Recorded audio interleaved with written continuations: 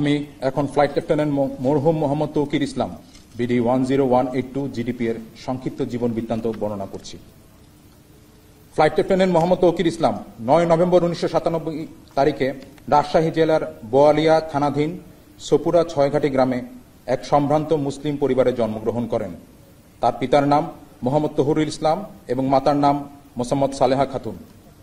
এই মেধাবী কর্মকর্তা 2014 সালে পাবনা ক্যাডেট কলেজ হতে এসএসসি ও 2016 সালে একই কলেজ থেকে এইচএসসি পরীক্ষায় সফলতার সাথে উত্তীর্ণ হন।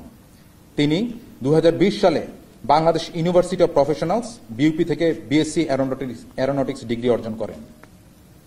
কর্মকর্তা 22 ডিসেম্বর 2016 তারিখে বাংলাদেশ বিমান বাহিনী একাডেমিতে যোগদান করেন এবং সফলতার সাথে প্রশিক্ষণ শেষে 1 ডিসেম্বর 2019 তারিখে জিডিপি শাখায় কমিশন লাভ করেন।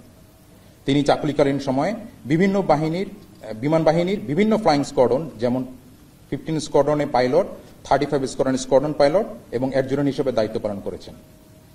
চাকুরিকালীন সময়ে কর্মকর্তা দেশে বিদেশে পেশাগত বিভিন্ন কোর্সে অংশগ্রহণ করে সফলতার সাথে তা সম্পন্ন করেন। তিনি বাংলাদেশ বিমান বাহিনীর 11 স্কোয়াড্রন হতে বেসিক ফ্লাইং ট্রেনিং, 15 স্কোয়াড্রন হতে basic jet and fighter conversion course, aeromedical institute হতে ফিজিওলজিক্যাল ট্রেনিং কোর্স এবং physiological indoctrination course, school of security and intelligence হতে officers basic air intelligence course, Bogura radar unit হতে electronic air warfare course, school of physical fitness হতে watermanship course ও বিমান বাহিনী academy হতে potential flight commander course কৃতিত্বের সাথে সম্পন্ন করেন।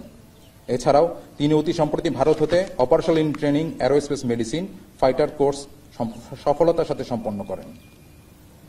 কর্মকর্তা 21 জুলাই 2025 আনুমানিক 1313 ঘটিকায় নিয়মিত প্রশিক্ষণ উড্ডয়নকালে এক মর্মান্তিক বিমান দুর্ঘটনায় পতিত হন। পরবর্তীতে সম্মিলিত সামরিক হাসপাতাল ঢাকায় চিকিৎসাধীন অবস্থায় মৃত্যুবরণ করেন। ইন্না লিল্লাহি ওয়া ইন্না ইলাইহি রাজিউন।